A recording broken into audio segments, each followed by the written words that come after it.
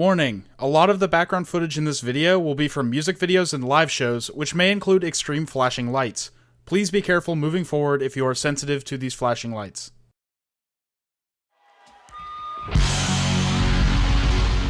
Over the last year or so, Australian rock band King Gizzard and the Lizard Wizard has become one of, if not my favorite band of all time. I am consistently enamored with the variety of genres they continue to tackle, how much skill they tackle them with, and their unbelievable work ethic. Over the course of 13 years, they have released a total of 27 studio albums as of October 6th, the date that I'm recording this. With a catalog that extensive in such a short amount of time, not every album can be created equal, so I have decided to listen all the way through each King Gizzard album and to rank them from worst to best. Before we jump right into it, I want to note a couple of things. Firstly, I'm only covering the 27 studio albums released by the band, namely all the ones that you see on screen now. To cover my bases, since this video might be outdated by tomorrow, this was last updated on this date that you see on screen, and their most recent album is Phantom Island. Secondly, the way that I reviewed each album is by listening and writing my thoughts on each track in a gigantic Google Doc. So if you're interested to see what I have to think about each individual track, I'll have a link to the doc in the description. Finally, I have no idea what I'm talking about. I am not a musician, nor am I a music critic. I'm just some nerd who wanted to ramble about his favorite band. This is all just my opinion as a music fan, so don't take it too seriously. You might love an album that I don't, and you might hate an album that I love, and that's fine. Opinions are a fun thing to discuss, so please let me know what you think about these albums and my rankings. Alright, without further ado, let's get started with what I believe is the worst King Gizzard album.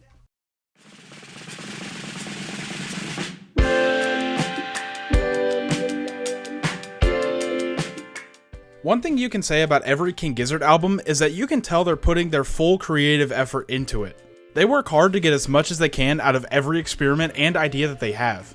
And that applies to almost all of their projects, excluding one, that being Sketches of Brunswick East. Sketches is the band's first foray into a jazz style, with help from collaborative artist Mild High Club, with some rock elements thrown in as well.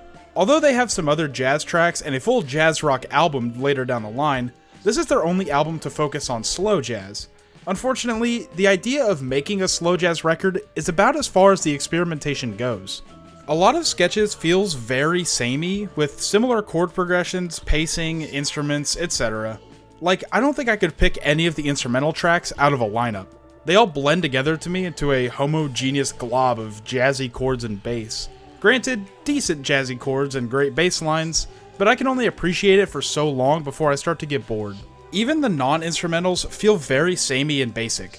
For example, The Spider in Me is too simple, to a point of straight up boredom. Stu's vocals do legitimately nothing for me, and the instrumental is way too basic to carry the track. I can say the same thing about other tracks too, like D-Day, You Can Be Your Silhouette, and Tazetta to an extent.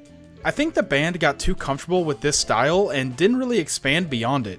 It feels like a King Gizzard album that doesn't experiment. That's not a problem for most albums, but it certainly is for a Giz project. They're an inherently experimental band, but I just don't feel it on this album. Despite all my criticisms, I hesitate to call it a bad album, more so just very meh. There's some good aspects here. Like I said before, the bass lines are consistently really great and are the highlight for me. There's also some tracks that I really enjoyed. Countdown is a slow and soft track with a great hook and really good vocals.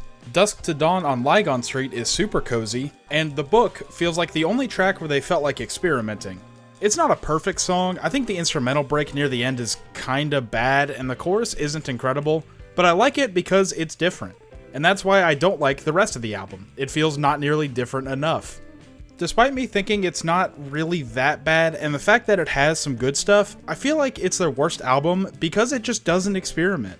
This might be because it's dead in the middle of their insane 2017, where they released 5 albums in 1 year. This is the third from that year, and I think that might explain why it feels so much less creative than the rest of their catalog. Maybe it was just too much. With more cooking time, I think this could have been a good album, and I do hope they'd give the sound another crack. But as it stands, Sketches of Brunswick East is, in my opinion, their worst album. Before we move on, I want to mention that I'm going to list my favorite and least favorite track from every album. My favorite track on Sketches is Dusk to Dawn on Lygon Street. It's the most consistently good track on the album, and I really love the bass line on it. Stu's vocals as well just relax my spirit in a way that the other tracks don't. My least favorite track is probably Sketches of Brunswick East 2. I tried to avoid instrumentals and intermission tracks from the designation of least favorite, but like half the album is instrumentals, and this track lasts long enough that I feel it's a reasonable pick. This track in particular fades into the background and brings absolutely nothing to the table. I find the whole album very samey and lame, and Sketches of Brunswick East 2 is the single most forgettable song on the album. It leaves no impact on me.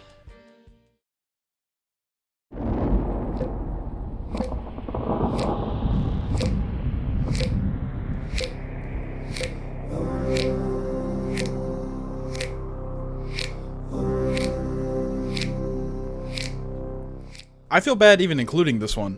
Made in Timeland is King Gizzard's 19th studio album, being released during their other 5-album year of 2022. This band is insane.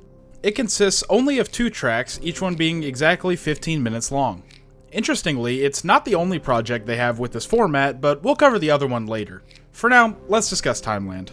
For all intents and purposes, this album is meant to be background noise. It began life as intermission music for their live shows, before being expanded into a full project. The 2 tracks, Timeland and Smoke and Mirrors, consist of different parts smashed together into one long song. There's EDM dance parts, more traditional bass stuff, some flutes at points, and even a rap verse, courtesy of one Ambrose Kenny Smith. Some of them hit and some of them don't. The EDM parts are for sure the best. They're pretty groovy and are definitely the highlight production-wise.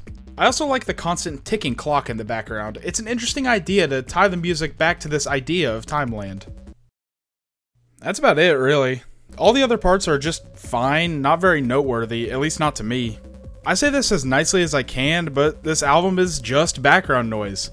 Granted, it's pretty decent background music. I could see myself putting it on when I need to work on something, but I really can't justify putting it any higher than here. The album isn't bad, far from it even, but compared to all their other projects, it just doesn't do anything new or super interesting.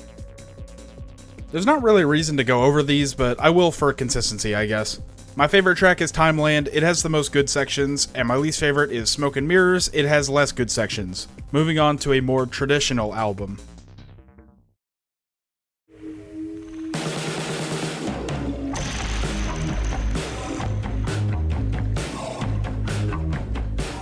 I have absolutely no strong feelings about Oddments.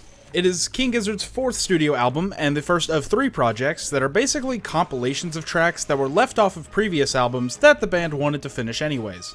As such, Oddments has no general theme or structure. That's not necessarily a problem, even for King Gizzard, if the songs are good. And, they're not bad, I guess. There's a few good tracks. Stressin' and Work This Time are low-key, vibey tracks with nice instrumentals and meaningful lyrics. Seriously, this might be the most sentimental I've heard this band. It's Got Old is an acoustic track with vocals that sounds like the Beatles and maybe the best hook on the album.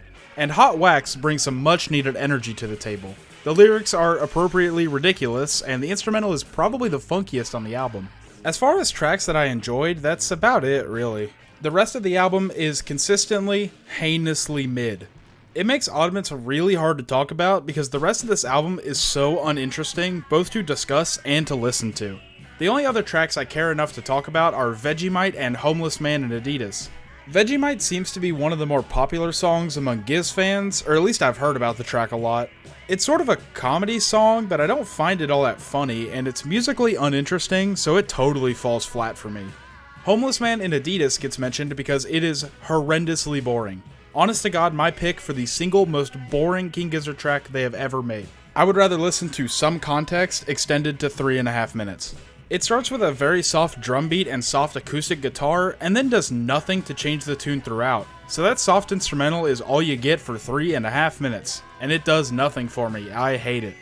That's Oddments, I guess. The album has like 1 bad track, a bunch of mediocre tracks, and like 4 that I would call above average. Even then, the ones that I enjoy aren't like favorites or anything. Even the best cut on the album I would just call good. But more than anything, I think they really underuse the idea of a miscellaneous album. The benefit of an album filled with random stuff is that you can experiment with the sounds, genres, instruments, emotions, etc., but Oddments just doesn't do that. All the tracks are pretty standard fare for King Gizzard, and the most experimentation you get is some really soft, soulful tracks. It's not enough to justify the lack of a theme for me, and all that just combines into an album I'm not really impressed by in any measure.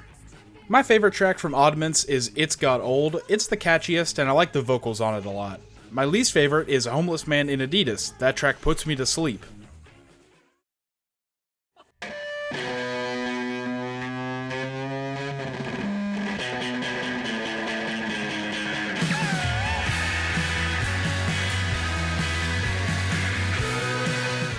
Honestly, I might be cutting 12 Bar Brews a little too much slack. This is the band's first ever studio album, and by far their most punk. It's also incredibly lo-fi. It was mostly done in a garage, and I know at least one of the tracks, that being the title track, 12 Bar Brews, was recorded with 4 iPhones placed around the room. It makes for a particularly interesting listening experience. A majority of the tracks lean into surfer rock, which leads to most of the album being very high energy and very noisy. There are always like 30 instruments playing at any given time, but I kinda like it. It works for some of the tracks. The 2 standout cuts are the previously mentioned 12 Bar Brews, which is carried by a really catchy melody, and Cutthroat Boogie, which pulls off the rambunctious vibe the best of all the tracks. It's also a real-life story of Ambrose getting his throat cut at a party when he was 16, which adds to the craziness. The insane reverb and chaotic melody feels like you're in a panic. It creates a really unique vibe.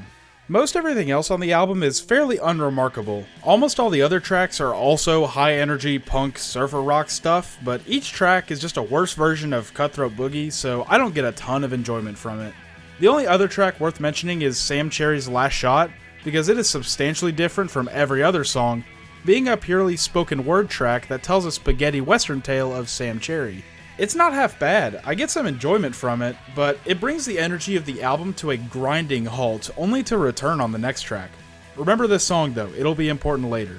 I mentioned earlier that I was probably giving 12 Bar Brews too much credit, and that's partially because I am grading their first album a tad less harshly than the albums that came after, but even taking that into account, I'd put it above the 3 albums below this one. My main issue with those albums is that they're relatively pretty boring. Despite all this album's faults, it is not boring.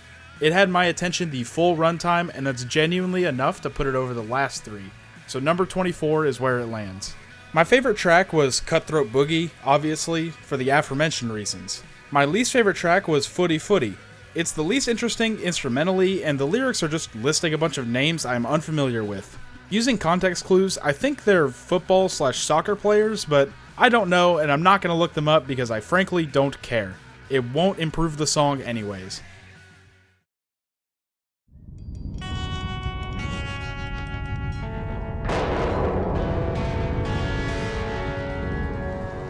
The bad white man call him the devil.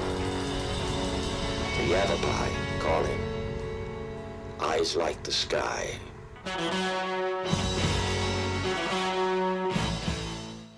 Hey look, Sam Cherry's Last Shot is important. That was quick. So remember how that track was a spoken word story with an instrumental backing? Well, apparently they liked that idea so much that they made their entire second studio album a purely spoken word spaghetti western ballad. It is their only album like this. That unique album concept makes for a really interesting listening experience, at least. It's more akin to listening to an audiobook than an album, but the instrumental is good enough for me to give it a pass. It also helps that I like the story. It follows our hero, Miguel, also known as Eyes Like the Sky, genuinely that's his name, as he does western stuff and kills a lot of very bad people. I'm not going to explain the whole story. If you want to hear the story, just go listen to the album, it's under 30 minutes long. The gist is basically what I said before, Miguel kills a lot of very bad people. For what it's worth though, the story is engaging enough to keep my attention, and Miguel does make for a really badass protagonist. My only real problem with the story is that I don't like the ending. It just kind of ends without any real resolution other than Miguel riding away by himself. It's not like a horrible ending or anything, I just wish it was more definitive or that it felt like we made any real progress. A majority of my problems with the ending can be solved by, spoilers by the way, not killing the girl near the end. It kind of undoes a lot of the stuff we achieved in the previous tracks.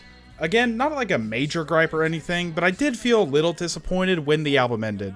As far as the music itself goes, the instrumentals are a little hit or miss, but I like a majority of them, and it's on average pretty good. It fits the vibe of a western story very well. The narration is similarly done really well by Ambrose's dad, Broderick Smith. His voice is great for a western story. That's about all I have to say. The album concept is funky and really hard to rank in a video like this, and individual tracks are hard to listen to outside the album. Okay, they're kind of impossible to listen to outside the album, but there are some good aspects to it, and I do think it's at least worth a listen. Favorite and least favorite tracks are kinda moot for an album like this, but I've got to be consistent, so here we are. My favorite track was Evil Man because it has the best instrumental, and I like how it adds to the story. And my least favorite is Drum Run because the instrumental is not good, and it doesn't add much to the story. Some really hard-hitting analysis there.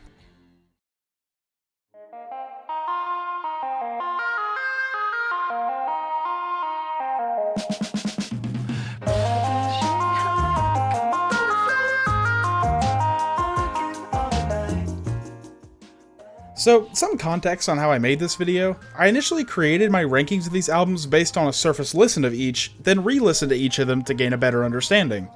Initially, Butterfly 3000 ranked really high. I believe 12th was my initial ranking, but as I kept listening to it and all the other albums, its problems really stuck out to me and it dropped all the way down to here. Butterfly 3000 is King Gizzard's 19th studio album and their first, and so far only, synth-pop album. Yes, I said synth-pop. Although I don't think it's the most ambitious album they've ever made, I do think genre-wise, it's quite a bold step to go straight to synth-pop. The good news is that this album gets off to a great start. The opener, Yours, has some wonderful synthesizers in the background, and great vocals from Stu that fits the vibe immaculately. Shanghai is a bouncier track with once again great vocals from Stu, and from Ambrose, who kills the verses.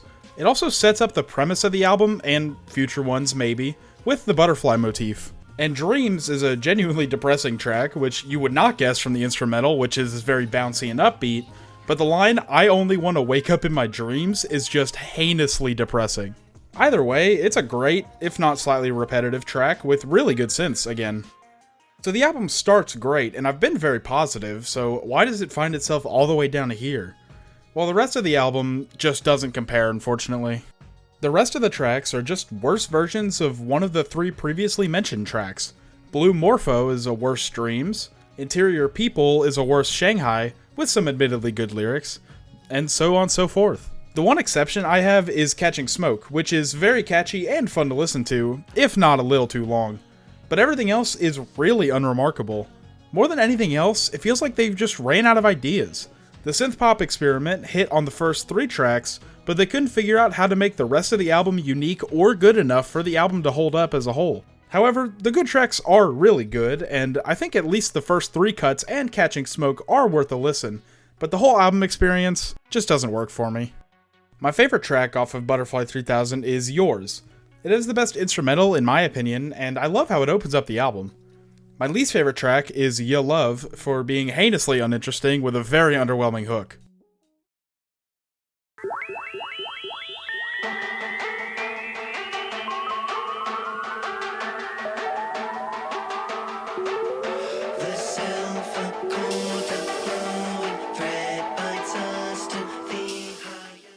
Before talking about the silver chord, I want to mention that we have officially reached the good stuff.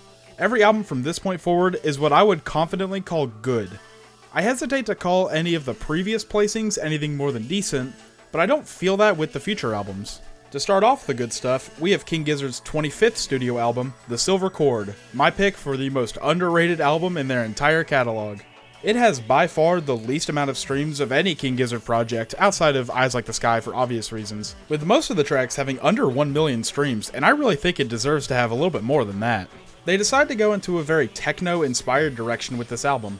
It's not brand new territory for the band, they've had some techno-esque tracks in the past, notably on 2019's Fishing for Fishies, which we'll talk about later, but they go full force with it here. I think it works for the most part. Thea and Extinction are highlights for me because I think they work great as opening/ending tracks respectively. Thea sounds very grand and introductory, while Extinction sounds appropriately apocalyptic and final, and I love the repetition of Extinction in the background. Other than those, my favorites lean more in the dance direction. Set is extremely catchy with a great and very danceable beat. It also has a rap verse that honestly isn't too bad. Swan Song gets my vote for most underrated King Gizzard song. The deeper and sharper main melody really appeals to me, and I love the vocal effects they have on the verses. That's about it for the tracks I like. There are 2 other tracks, Chongai and Gilgamesh, that I think are just okay, and only one track I straight up don't like, that being the title track, The Silver Chord. The vocal effects are maybe too electronic in a way I mostly just find grating, and the instrumental is really just dull.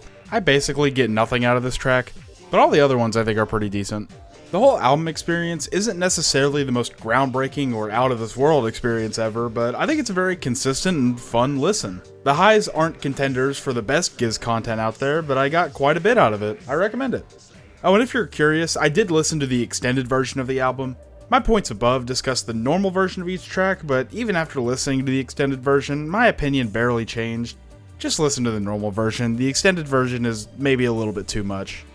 My favorite track was Set, but Swan Song was a strong runner-up for basically the same reason. I like the beat and flow. My least favorite was The Silver Chord. I hate the vocal effects on the intro, and the rest of the track is just very boring.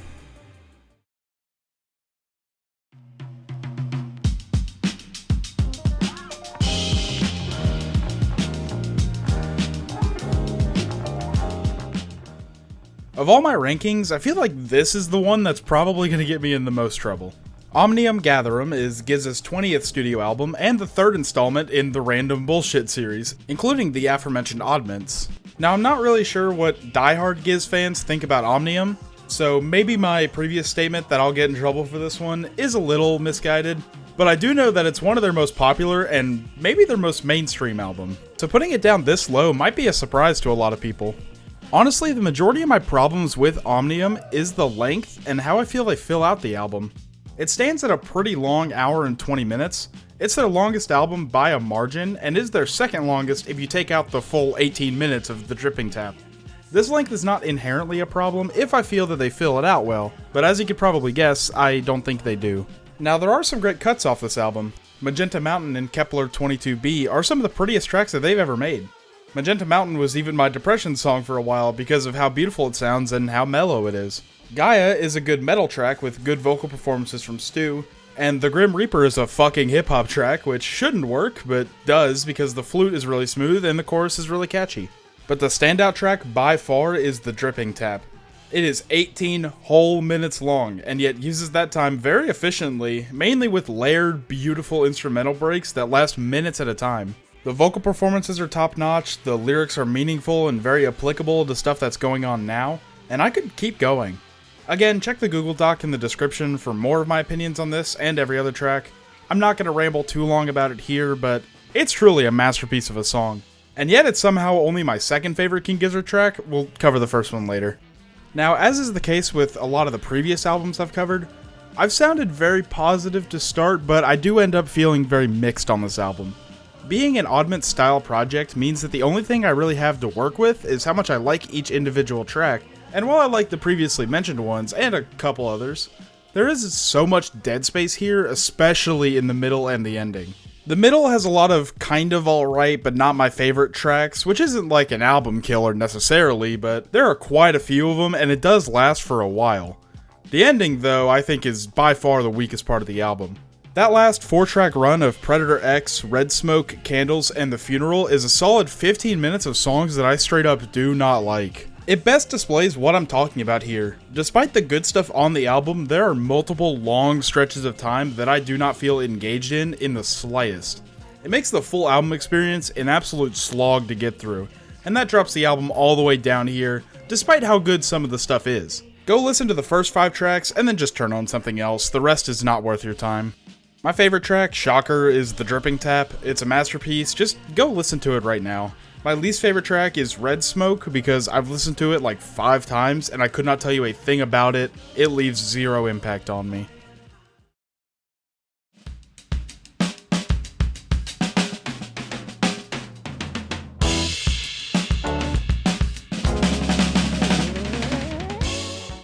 King Gizzard's 23rd studio album, Changes, is, in my opinion, the most forgettable album of their entire career. It always gets crowded out of my mind because it was one of 3 albums they released in October of 2022, and I prefer both of the other albums they released that month, as you can see since we haven't talked about them yet. Because of that, Changes was not really on my radar when it came to Gizzard albums I was excited to experience for the first time. but I really enjoyed it when I first listened to it. I dug the techno direction it was going in, and the instrumentals stood out to me as really great. It's sort of funny, actually. There were some standout tracks that I listened to a ton, and then everything else went back to being very forgettable. The 3 standout tracks that I really enjoyed were Hate Dancin', a fun, if a little repetitive, dance track with a nice instrumental, No Body, a slow-going, softer track that just breaks my heart to listen to, and Gandhi, an also kind of dancey techno track with a very catchy beat and good vocal performances. Those 3 tracks, especially Nobody and Gandhi, were tracks that I fell in love with. Like, Nobody probably cracks my top 10 Giz songs, it's that good. And everything else is kind of just there. I don't have any strong positive or negative feeling towards any of them. Had the album been longer, I probably would have ranked it lower for having so many tracks, like I did Omnium, but Changes is only 7 tracks long, so the mediocre stuff doesn't really bother me too much. Even Change, one of the more forgettable cuts, has some good aspects to it, like I like the instrumental a lot. I can stick it out on these less interesting tracks if it means getting to the good stuff, especially when the good stuff is this good. It has higher highs than the Silver Chord, and is more consistent than Omnium Gatherum, hence why it places above those 2. Give it a listen, I think it's worth it. My favorite track from Changes is obviously Nobody. Like I said, it is a heartbreaking listen, mainly due to Stu's incredible vocal delivery and the incredible instrumental. Close to a perfect track for me, I love it. My least favorite track is Short Change, I guess. It's just uninteresting and is a worse version of Change, but it's not awful or anything.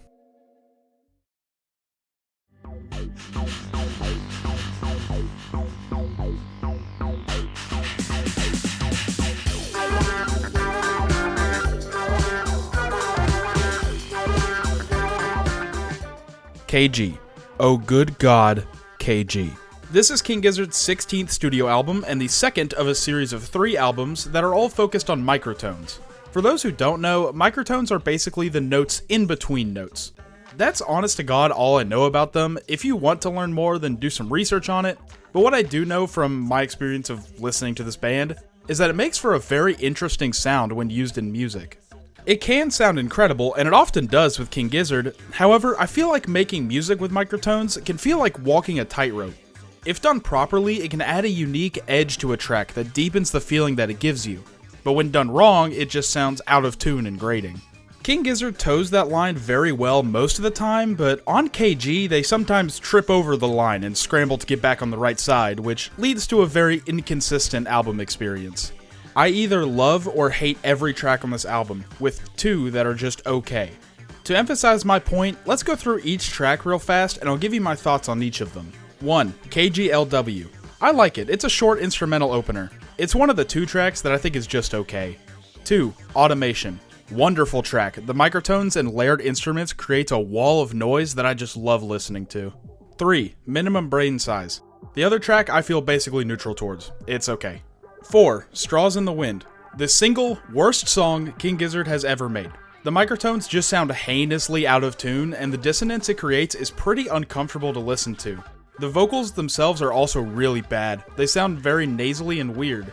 Also, the lyrics suck. What the fuck is Straws in the Wind Is It All Ending supposed to mean? I really hate this song. I did not enjoy having to listen to this a bunch of times for this video. 5. Some of Us. Blows. It sucks the same way that Straws in the Wind blows, but slightly less bad with actual vocals.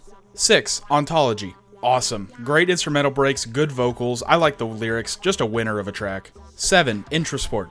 Wonderful pop-esque track that gets me bouncing every time I listen.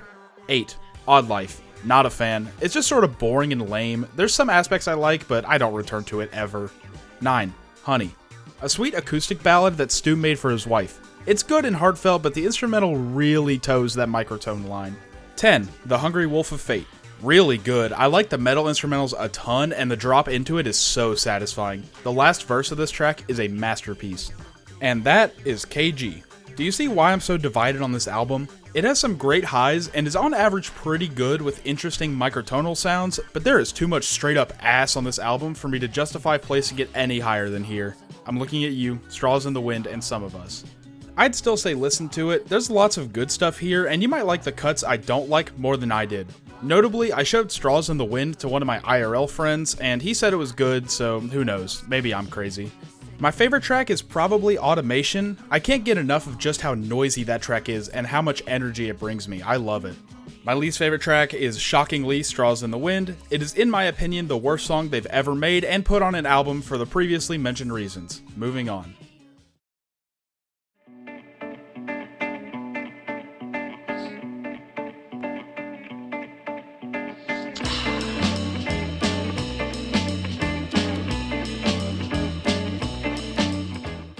I hope you enjoyed our run of normal albums because we are back to the gimmicks. This is Quarters, the band's 6th studio album and their only album in this format. It's made up of 4 tracks, each being exactly 10 minutes and 10 seconds long. This means that the album really hinges on each individual track being good, since there's only 4 of them. For what it's worth, I like 3 of them. The River is the obvious standout and the best track on the album. The opening and closing sections offer really soothing instrumentals and really catchy vocal performances. Seriously, the first verse got stuck in my head for a long time when I first listened to it. The middle isn't quite as good, but it is a good instrumental break that picks up the pace compared to the rest of the track. I like it a ton, and it got a lot of plays for me.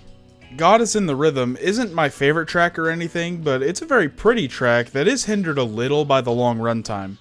Lonely Steel Sheet Flyer is a very relaxing tune with wonderful instrumentation and good vocal deliveries. It was my under-the-radar favorite track on the album for a while, but I do think The River is slightly better for being more experimental and doing more with the long runtime. That does leave one track as the outlier though. Infinite Rise, the second track on the album, is violently mid. It strikes no strong feelings in me whatsoever. The instrumental is fine, the random noises are kind of weird, but it's not like ear-bleedingly bad or anything. The vocals are also just okay, not much variation though. The lyrics make no sense to me, it's just Stu waffling for 10 minutes and it gets old pretty quick.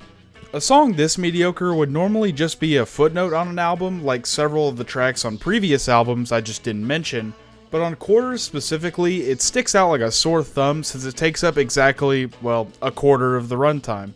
Plus, none of the other tracks outside of The River are like outstanding or anything, just your standard good tracks. And that's why it lands down here at number 17. I recommend it though, it's definitely worth at least one listen.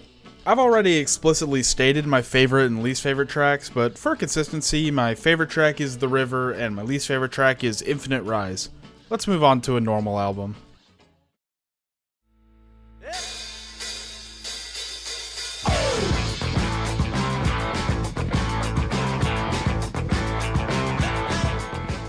Gumboot Soup is like shockingly hard to talk about. It's going to be our final entry in the random bullshit albums, and that's really most of the reason I say it's hard to talk about. Omnium Gatherum has incredible highs and distinct problems to talk about, and Oddments was bad, which makes it inherently easy to discuss. But Gumboot Soup is a good album without super high mountains or really low valleys, and the lack of any sort of cohesion or theme makes my job a lot harder. I do think they get a lot out of not really having a theme though. My main criticism of Oddments was the lack of experimentation, and this is really what I was talking about. They jump around all different genres, like standard rock stuff, some metal, a jazz track, etc. It makes for a varied listening experience, and it justifies the lack of a theme. Plus, I think most of the tracks sound pretty good. Beginner's Luck is a standout, with a good instrumental, but it's made special by some great vocal performances, especially from Ambrose, and a pretty funny story. Greenhouse Heat Death and The Great Chain of Being are both metal tracks, and are, as far as I'm aware, the first time King Gizzard has dabbled in metal music on their albums. We'll get to their dedicated metal albums later, but it's a good sign that I like these tracks a lot, especially the deep and grinding instrumentals. That shit scratches the metal-loving part of my brain so nicely. Muddy Water and All Is Known are good, if more standard rock cuts, that also sport some very nice instrumentals, even if I get some minor Chevy Truck Month vibes from All Is Known. I won't go through every track I liked, but just know that I liked a majority of them.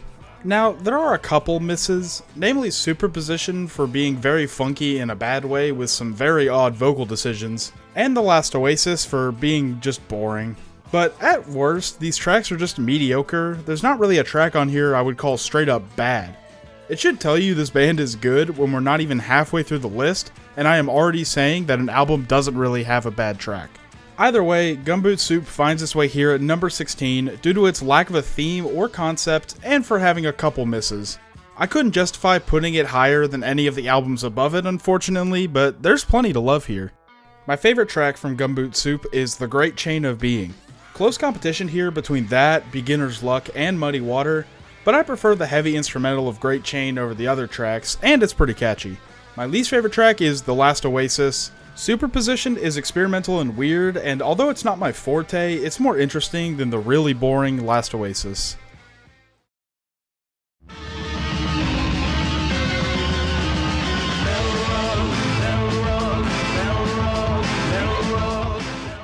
Murder of the Universe, King Gizzard's 10th studio album and their, debatably, first attempt at prog rock. You can call a lot of their other albums prog rock, but I think this is the most forward they go with that genre, although there is another album later that is also very forward with its prog rockiness. Anyways, Murder of the Universe. The album is divided up into 3 distinct sections. There's The Altered Beast, The Lord of Lightning vs. the Balrog, and The Murder of the Universe. I'll discuss each of them individually because they are each very separate in the context of the album, beginning with The Altered Beast. The Altered Beast section is made up of 9 tracks, those being an opening and closing track, Altered Beast 1 through 4, and Alter Me 1 through 3. It tells the story of a man who is being taken over by some beast, ultimately becoming that beast. It starts as the man not wanting to be taken over, to being excited by the idea of being this Altered Beast, after which he finally becomes the Altered Beast, but then realizes he is not satisfied simply killing things, and it creates a void that cannot be filled. It's a pretty interesting story. If anything, it's really cool. I think the transformation is handled well by the tracks, with each Altered Beast section transitioning into an Alter Me section. Musically, I like the Altered Beast tracks a lot, even if they are very similar to each other. The Alter Me sections I like a little less, but they serve their purpose very well. I don't have any major issues with this section as a whole. I think it's executed very well. The following, Lord of Lightning vs. the Balrog section, is made up of 6 tracks, with 2 being narration, 1 being 16 seconds of crow noises for some reason, and 3 tracks that are really the meat of the section. Those 3 tracks are The Lord of Lightning, the Balrog, and The Floating Fire. The Lord of Lightning introduces, well, the Lord of Lightning, some kind of godly figure that brings destruction wherever he goes. The track is appropriately aggressive and foreboding. I love it a lot. The Balrog is a lot quicker and catchier, and it sets up the Balrog nicely too, with some great instrumental motifs. It's also a banger. The Floating Fire is the actual fight between the two, and I think that musically it's really good. It reuses the main melody from The Lord of Lightning in a fun way that I think fits. But that brings me to my major problem with this section, which is that we barely even hear about the fight. We get almost 10 minutes of introduction of the 2 figures, but the Floating Fire, which should be the climax, is only 2 minutes long, and the winner is determined in about 40 seconds. Where they just say that the Balrog lost to the Lord. Fuck that shit, I want to see the fight. Give me details, discuss how they're fucking shit up, because right now it is violently disappointing. Musically, no notes, I love all the tracks, but come on, either make the Floating Fire way longer or add another track about the fight, because it is so lame as it is right now. The final section is The Murder of the Universe, where we are introduced to Hantayumi, the kind of protagonist of the Gizverse. That might be way off, but that's what my knowledge about it is telling me. But this isn't about that, it's about the music. And it's there. This section has the opposite problem as the Lord of Lightning and Balrog section. That section had great music but a lackluster story, and this section has a great story but barely any music. It's made up of 6 tracks, only 2 of which are tracks with lyrics, while the rest is a narration over an instrumental. The story here is that Hantayumi is a cyborg that only wants to feel 2 things to feel truly human, those being to die and to vomit. So he creates a machine that only vomits, which ends up destroying the universe. Try explaining that to your parents. I like the story a lot, but there's only 2 full-on real tracks in this section, those being Digital Black and Vomit Coffin. I like both those tracks a lot, but that's all you get, and both tracks are a little over 2 minutes, so you're not getting much music from this section. I still like this section a lot, but it's probably my least favorite of the 3 just because of the lack of music. I am listening to an album after all. Great story though. That's Murder of the Universe. I've ranted about this album for a while, so I'll keep my overall thoughts short. Just know that there's a lot of narration and story tracks that work well for the story, but I wish there was more straight up normal tracks. The ones we do have are pretty good though, basically across the board. The problems do keep this album from being any higher, but the high quality music and sheer scale of this project impresses me enough to put it here. My favorite track is Digital Black. It is super catchy, has a wonderful hook, awesome instrumental, and awesomer vocal performances from Stu. My least favorite is Murder of the Universe, I guess. I tried to not count instrumentals or intermission tracks, but like half the album is that, so I think it's fine. The track's okay, just kind of long and gross to listen to.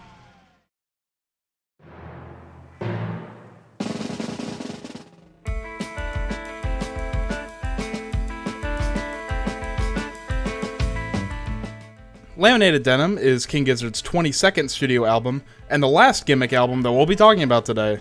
Similar to Made in Timeland from like forever ago, this album is made up of 2 tracks, each one being exactly 15 minutes long. Those 2 tracks are A Land Before Timeland and Hypertension. I think that both tracks work wonderfully in this format, especially Hypertension. Both tracks are filled to the brim with tons of wonderful instrumental breaks and really fun vocal sections throughout the whole thing. Starting with The Land Before Timeland, the instrumental is made up of some very fun and bouncy guitars. It's kind of hard to describe, but they're really wonderful to listen to. There's also some great harmonica sections, and I love the vocals on this one. The drop onto Laminated Denim gets me hyped every single time. You know that I like a track if it keeps me entertained for the entire 15-minute runtime. It should be incredibly impressive then, that I think that Hypertension is even better. It's a lot more fast-paced, which lets them throw in a lot more interesting guitar riffs and sections into the track, and it benefits from that because there is not a single miss on this entire song. It's filled with energy because of the faster pace and honestly similar instrumentation to the last track. The vocal sections are also catchy as hell. I love how it ends with the "I caught that hypertension" line just repeated over and over again. Really, everything on this song works for me. The fact that I put it on semi-frequently, despite the fact that it's, again, 15 minutes long, should really tell you all you need to know. And that's Laminated Denim, a short album getting a suitably short overview, but I really do like this album a lot. It's hard to really put into words why it's so high on this list when it's only 2 tracks long, but I don't really need to say anything other than just go listen to it. It's great, and it's so much more than just a gimmick. Because of the nature of the album, I do have a hard time saying it's better than any of the future albums that I'm going to be talking about, but it's great. I love it. My favorite track is Hypertension because of the aforementioned reasons, and my least favorite track, by default I guess, is The Land Before Timeland, but that's more of a technicality. It's still a really good song.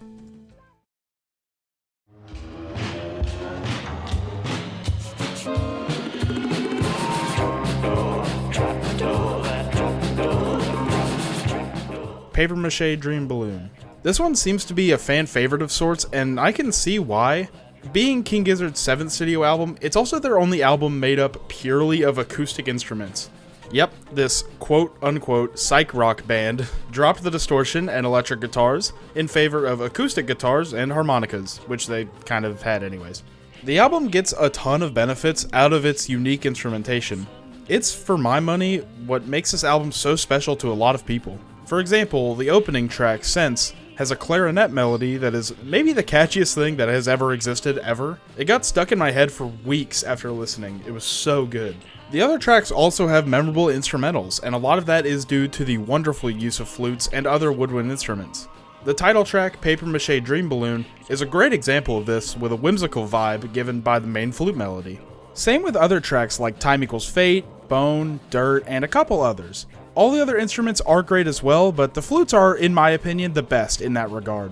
The other thing that strikes me about this album is the incredible range of emotions it gives me, despite the limitation of only using acoustic instruments. Now obviously, you can create incredibly different feelings with just acoustic instruments. I'm not saying only using those is necessarily worse than using electric stuff, but for a band that mostly uses electric instruments, shifting to acoustics like this runs the risk of creating a fairly one-note album. I'm looking at you, Sketches of Brunswick East. But I think they do a great job at changing things up.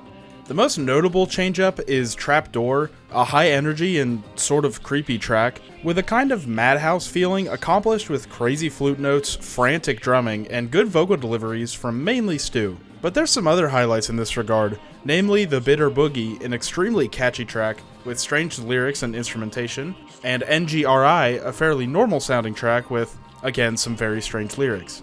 It keeps the album from feeling stale, and I like that they find a good balance between the weird stuff and the normal stuff. Now, despite how many good things I've had to say about the album, and the fact that it is a fan favorite, it only lands about here at number 13 for me.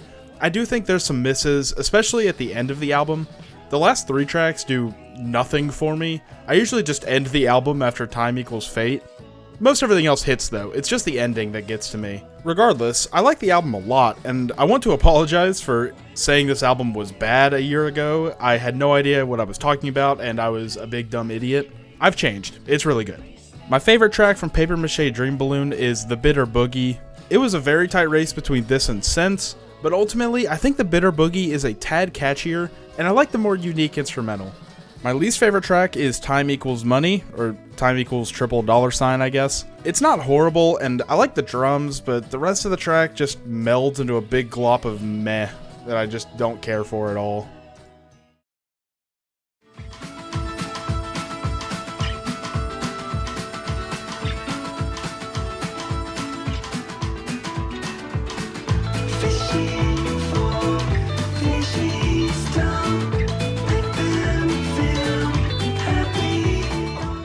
Okay, let me pull back the curtain a little bit. During my initial draft for this video, Fishing for Fishies, King Gizzard's 14th studio album, found itself around the number 8 spot, but the more that I wrote about the albums and listened to them, it gradually fell lower and lower until it ended up here at number 12. It's partially due to me realizing some issues with the album after a couple re-listens, but it's more so that I just appreciated all the other ones even more. And a new album dropped after the initial draft. My opinion on Fishies basically hasn't changed since my first listen, which is basically that it's pretty good and a very consistent project. There's not a track on here that I would call outright bad. There are 2 that didn't make my Gizzard playlist, and even then I'm not going to turn them off if they come on. The good tracks aren't like some of their best material ever or anything, but they're all very solid. The title track Fishing for Fishies is a fun time. I like the guitars a ton, and they add an upbeat vibe to the track that it greatly benefits from, sorta laminated denim-esque. Boogeyman Sam is probably the catchiest track on the album, with, once again, wonderful guitars, although they give a much more bluesy vibe than the previous track. The Cruel Millennial is the only King Gizzard track to reference PUBG, take that for what you will. Real's Not Real has my favorite guitars on the album, which is quite a feat considering how consistent it is, and my favorite verses. I love the contrast between the deeper guitars and the higher pitched vocals. And the last track that I want to talk about is Psy Boogie because it is kind of an EDM track with a very techno-inspired instrumental and suitably electronic vocals. This is one of the tracks I was referring to earlier during the Silver Chord review when I said that they had some techno-esque tracks in their past. So we've established that the tracks are very consistent and really good, but I want to talk about the themes of the project. It is violently environmental. The band has made a ton of environmental music in the past and in the future, but I think this is probably the most direct it's been on a full album, give or take Rat's Nest.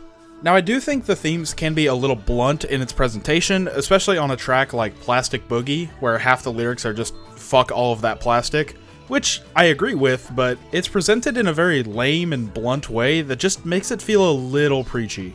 That being said, I do think most of the tracks nail a balance pretty well, where it's very jammy but still has those environmental themes and some weird stuff to keep me entertained throughout the whole runtime. That's Fishing for Fishies. I don't think there's a bad track on the entire project, and the album is super consistent with its quality. The bluesy themes transitioning into a more techno-sounding project is a unique sound that plays into the album's favor. I feel bad putting it this low since I basically only have positive things to say about it, but honestly part of why it's this low is that it's just really boring to talk about. It's a consistently good album with a bunch of good tracks, and that's about it. I tended to lean towards the more interesting projects in the King Gizzard discography, and that left Fishin' for Fishies sitting here at 12th place. My favorite track was Real's Not Real. I love the instrumental, especially the guitars and the drums, and the way that the verse drops into the chorus itches my brain in just the right way. Another thing I didn't mention earlier about this track is that I really like the everything around me is fake/wrong theme. It reminds me of Once in a Lifetime by the Talking Heads or The Truman Show to an extent. I just like the storyline and it makes me enjoy the track more. My least favorite track was The Bird Song. It's not bad at all. I like the bass line a lot and the instrumental breaks are great, but the tempo just doesn't do it for me and the lyrics are maybe a little too whacked out.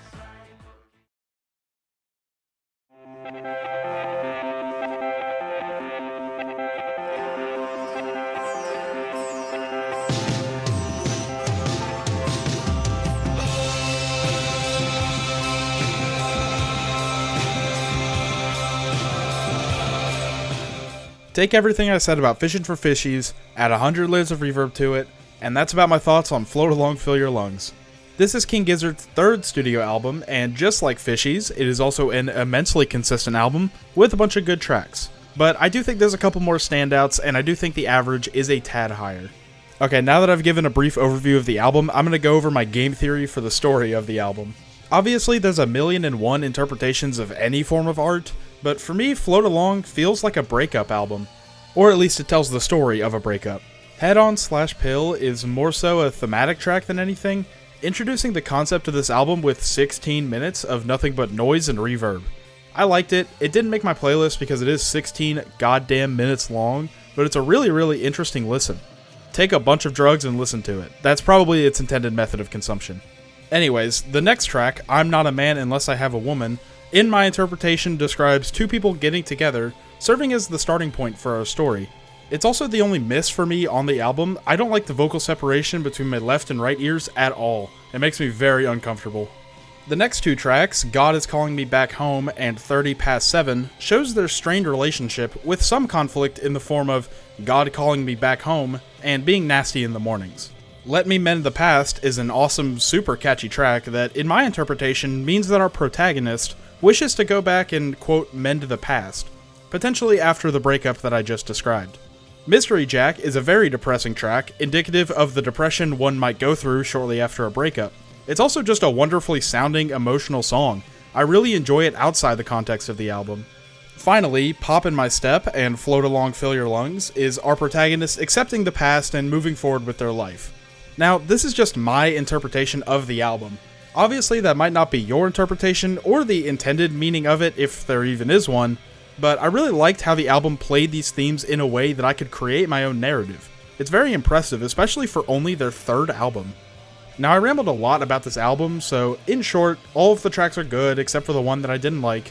They all have about 4,000 layers of reverb, but it's used to enhance the psychedelic feel of the album, and it did grow on me after a while. It's only this far down for the same reason as Fishies. It's consistent and has some good stuff, but there's other albums I prefer due to it having higher peaks and just being more interesting. It's a great listen though, I highly recommend it. My favorite track from Float Along is Let Me Mend the Past. Very tight race between this and Mystery Jack, but ultimately I find myself returning to Let Me Mend the Past more often, likely because it's much catchier and I really like the risk they took with the really high-pitched vocals. It adds a level of emotion akin to wailing when in despair. My least favorite track is I'm Not a Man Unless I Have a Woman. It's lame and I hate the vocal separation. Skip.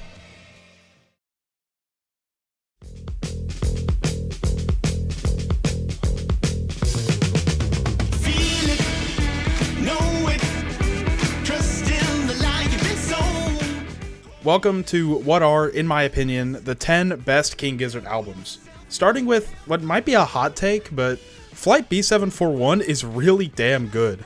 I think I got a little too excited when I listened to it for this video, because it placed 6th on my original ranking, and while I still like it a ton, enough to put it 10th place at least, I don't think it's all that close to the 6th place that I had it initially. And I think it only placed that high because it was pretty new when I did make the original draft. There's 3 main things that make me put Flight this high on the list. The first is the instrumental, especially the bass. I think this is best shown on Hog Calling Contest. I like the other parts of the track well enough, I suppose, but I would not nearly like it as much without that killer bass line. Field of Vision has a similarly enjoyable bass melody that played during the fucking Super Bowl, which was crazy. I was watching it with my dad and I recognized that shit immediately as soon as it came on. Anyways, it's a super memorable tune that will get stuck in my head for ages after I listen to the song. And I like the rest of the track too. The whole album is full of fun, catchy, memorable instrumentals, which just makes it a blast to listen to. The second thing I like about this album is the vocals, specifically the wide range of vocals due to every member of the band taking part in it throughout the album. In the past, Stu was the main vocalist of the band, with Joey and Ambrose showing up for some specific verses or the occasional full song, and sometimes the other members would jump in, but it was very rare. Here, though, the band switches between members during each track, and it creates some very fun sections where the vocals are wildly different from each other. Namely, La Risk features sections from Joey, Ambrose, Stu, and Cavs, the drummer. Each of them bring their own energy to each vocal delivery that makes the track feel very fast-paced, especially when you get the contrast between Cavs and Joey's vocal deliveries. This is prevalent throughout the entire album, with even Cook and Lucas getting in on the action, and it makes for a really fun and varied listen. The last thing that makes this album special to me is that it is so damn replayable. I find it much harder to explain why the tracks are so replayable, but I think it's a mixture of the wide range of vocal performances and the great instrumentals. It's the main reason that I place this album over the last two, Float Along and Fishing for Fishies. I like the tracks on those albums, but they didn't stay with me for nearly as long as the tracks on Flight B741 did. It's a hell of a fun album, and I give it a spin pretty often, all things considered. My favorite track from Flight is Field of Vision, mainly due to the awesome bass and really catchy vocals. It was pretty tight between this track and Mirage City, the opener, because of its incredible vocals, but I think Field of Vision just barely squeaks out the win. I am indeed being a silly Billy, as King Gizzard intended. My least favorite track was Sad Pilot. It is very forgettable, and I could not tell you a thing about it after listening to this album so many times. It's not that awful, I'm not gonna skip it, but I'm probably gonna zone out.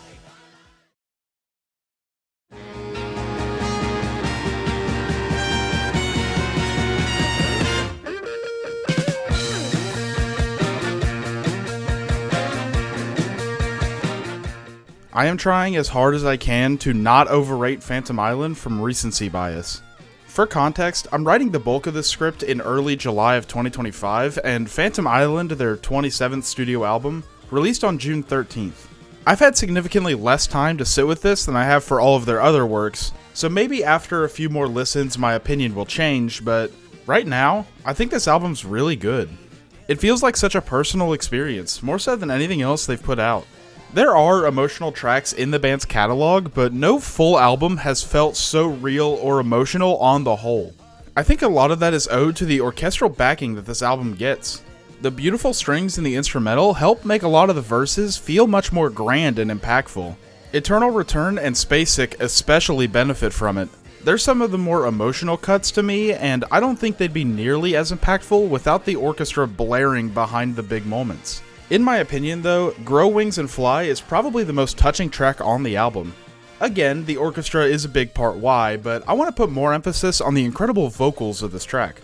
Stu, Joey, and Ambrose are all vocalists on it, and they put their all into making it feel so real. The lyrics too are great, very soulful. It's like saying goodbye to a friend you've known for a really long time. It's some great stuff.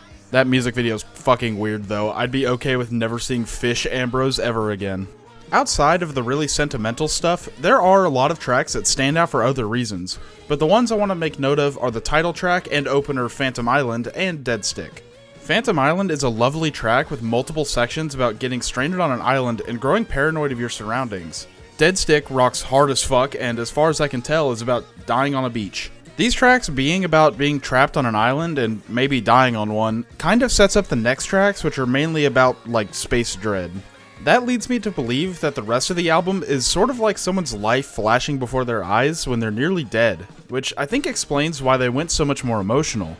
It also sort of explains the space theming on a lot of the tracks. It's like an out-of-body experience, or the knowledge that you won't return. I love how it dives into that concept without going too silly or way too serious. It hits a nice balance that King Gizzard almost always hits. Phantom Island sits here at number 9 because I really love how they go for a deeper, more personal feeling album than usual, with really great orchestration on top of their already great normal instrumentation, soulful vocal deliveries, and great lyrics and theming. There's a couple misses for me, but nothing so bad as to ruin the full experience, and I think the good is so strong that it makes for a super worthy listen.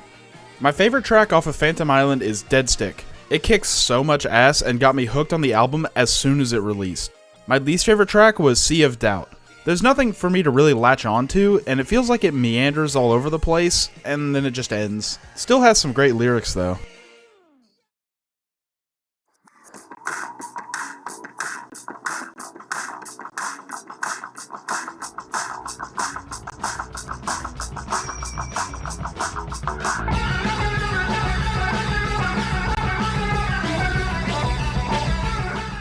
I'm in Your Mind Fuzz had basically the opposite trajectory that Fishing for Fishies had on this list. It started around number 12, but it only went up the more that I listened to it, and it slowly became one of my most played Giz projects. Also, fun fact, because I thought it was funny, one of the draft rankings I made had Mind Fuzz at number 11 for a long time, but it genuinely just felt wrong having it outside the top 10, so I moved it up to the number 10 spot. And then I continued enjoying the album, and it moved up some more until we made it here. In many ways, I'm in Your Mind Fuzz, their 5th studio album, is a milestone project for the band. Although they play with tons of different genres, when I think of the band, I categorize them mainly as a psych rock band. And although this isn't their first psych rock project, that's either Float Along or 12 Bar Brews if you stretch it a bit, it's the first one that feels distinctly King Gizzard-y. It's got the wacky energy, the great instrumental breaks, it's even got the castle in the album cover, a theme that we'll see a few more times. The album is split into 2 sections.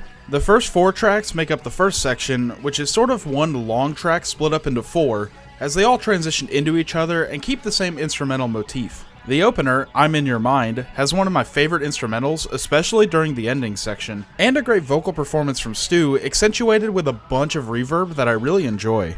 The following track, I'm Not in Your Mind, is the only fully instrumental track that made my playlist, which goes to show how great it is. It's also kind of split into distinct sections, each one having a really fun melody that is masterfully performed with an incredibly reverberated electric guitar. Cellophane follows that with a catchy chorus and somehow even more reverb than before, and the first section concludes with I'm in Your Mind Fuzz, which is honestly just a worse I'm in Your Mind, but I still like it and it concludes the section nicely. The next 6 tracks make up the second section of the album, which, while less cohesive, is still a great time. The first 3 tracks, Empty, Hot Water, and Am I in Heaven, are more energetic cuts, while they slow things way down for the final 3, being Slow Jam 1, Satan Speeds Up, and Her and I. I like all these tracks, except for Empty really, I don't like the vocals, but 2 stand out to me as being the best in this section. Am I in Heaven is a 7-minute long beast of a track that begins with an acoustic section that drops into a crazy, noisy, very reverberated chorus section that I love. The guitars especially are standouts, although the rest of the track is also wonderful. I love it. The other standout track is Her and I, an 8-minute song with, for my money, some of the best vocals on any King Gizzard track. The instrumental too is so lovely to listen to, especially when it drops into the chorus, and oh my god, the instrumental breaks are immaculate. I'm in Your Mind Fuzz is a very interesting album. In many ways, it's sort of Nonagon Infinity's little brother, being so close stylistically and kind of thematically, but I think the album stands up great on its own, with a lot of highlights and so much energy. It stands here at number 8, mainly because it has a couple misses. I don't like Empty much, and I'm just indifferent to Slow Jam 1, but they're not bad tracks at all, and the good stuff is really good. My favorite track from I'm in Your Mind Fuzz is Am I in Heaven.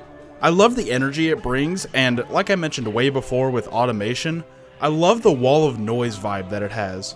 Shoutouts to Her and I though, it was my original pick on my first draft. My least favorite track was Empty. I like the lyrics a lot, but the vocals are very dodgy and the instrumental doesn't wow me.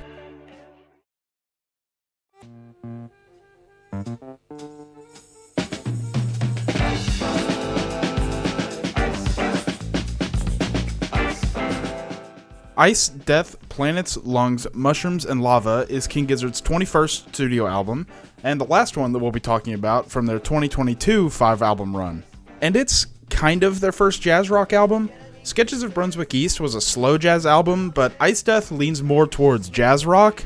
They're both jazz, but they feel very different, partially because this album is good. Ice Death consists of only 7 tracks, and yet clocks in as their second longest album at 1 hour and 3 minutes. That's because every track is pretty damn long, with the shortest being 6 minutes and 41 seconds, and the longest is 13.5 minutes. That is a little worrying when going into the album, because if a track doesn't hit, you're stuck there listening to it for a while. Luckily, Ice Death mostly avoids this problem.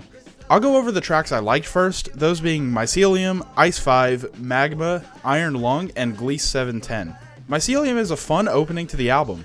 It's not necessarily the most energetic or sophisticated track of the bunch, but it's very easygoing and uplifting, especially during the instrumental breaks, where the main bass guitar gets to shine and maxes out on the easygoing energy.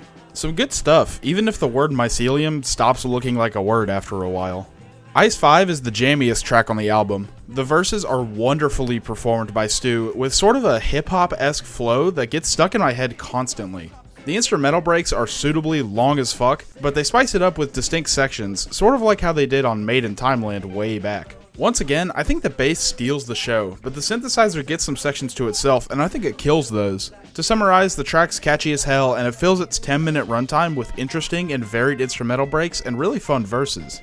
Magma perfectly shows off one of my favorite aspects of just music, which is constant progression. Basically when a song gets louder and crazier as it goes on. Magma does that perfectly, especially when it hits the last verse. It starts at a whisper, slowly growing louder until the climax line, then drops off completely. I love it, man. And of course, the breaks are great in the same way that they are on the last tracks. Iron Lung has maybe the best instrumental of any King Gizzard song, point blank. I can't really explain why, just go listen to the song and you'll understand what I mean. It's also got some top-notch vocal performances from Stu, and a super sick section in the middle. You know, the frog breath steam tent thing. Again, just go listen to it, you'll get it. Finally, Gliese 710 has a super grandiose feeling that I really enjoy, especially when closing off an album like this. A lot of it is due to Stu's great vocal performance, again, especially during the verses. The instrumental too is just a great pairing to the song. I think it makes for a perfect finale. That's 5 out of the 7 tracks that I have basically only good things to say about, and they carry the album up to number 7 basically by themselves. Unfortunately, there are 2 other tracks that didn't hit the same. Lava is perfectly fine, it didn't wow me like the other tracks did. I sometimes forget it's even on the album. Hell's Itch though, I don't like at all. The instrumental and vocals feel very surface level in a way I kind of can't describe, and the lyrical content makes me actively uncomfortable. There's still some good, I like the instrumental breaks, and the electric guitars are great, but I get basically no enjoyment out of this track outside of that one section, and it is a grueling 13.5 minutes. Without this track specifically, I could see Ice Death cracking the top 5, but it's here, and it's a tough rut to get through, so I decided to move it down here to number 7. Oh, and I'm not going to talk about them using the 7 modes of the major scale on each track, because that's smart people and musician stuff, and I am neither, but it's probably cool. My favorite track from Ice Death was really, really close between Ice 5 and Iron Lung, but I went with Ice 5. I'm just a sucker for catchiness, and the instrumental breaks kick so much ass, very much akin to Laminated Denim in that way. But yeah, you can basically consider this a joint first place with Iron Lung, and my opinion could change like tomorrow. My least favorite track is, of course, Hell's Itch. It single-handedly brings the album down for me, but it's not like a total disaster. You might like it more than me, but personally, it's a skip.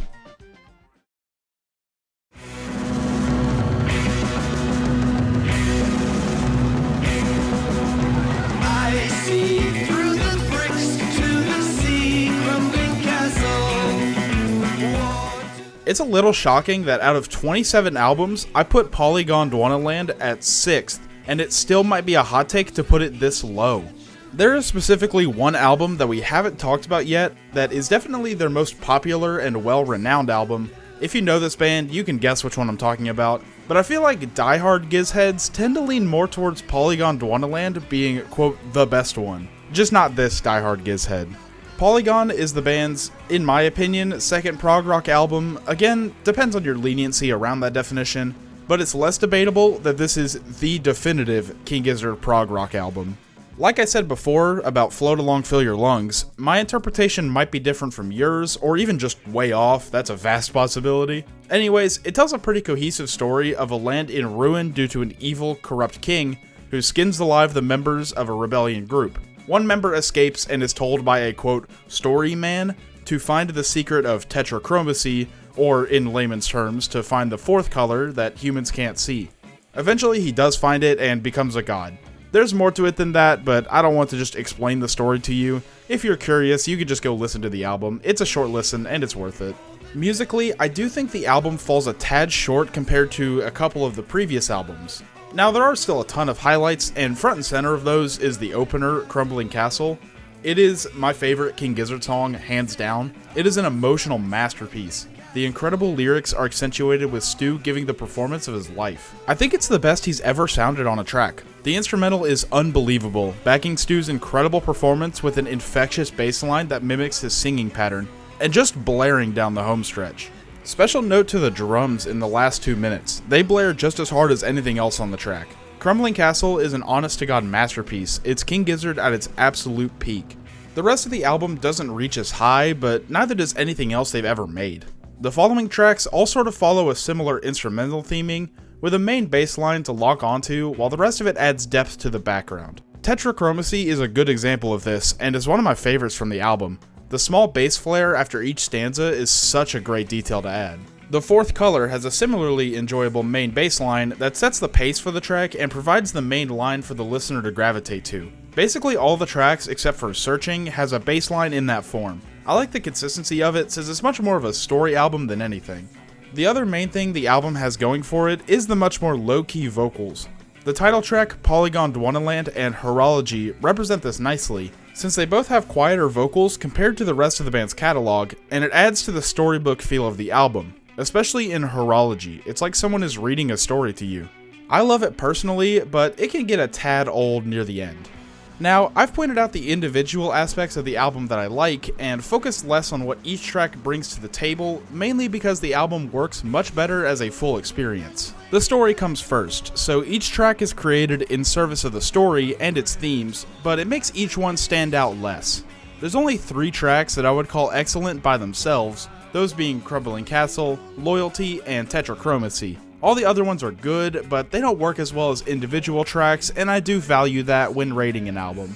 Purely based on the music, it would rank quite a bit lower, and even with the story element added in, I don't think it quite cracks my top 5, but I loved the experience of listening to this album for the first time and piecing the story together. I remember scrolling through Genius looking for the meaning of the lyrics in reference to the story, and it was a blast. I recommend this album, especially if you like prog rock or story albums. My favorite track from Polygon Dwanaland is obviously Crumbling Castle. It's my favorite King Gizzard song ever, point blank. My least favorite track is The Castle in the Air. It was a close race between this and Deserted Dunes' Welcome Weary Feet, but I like the faster pace of Deserted Dunes more, and it had better vocals in my opinion. The Castle in the Air is just a worse version of all the other tracks on the album.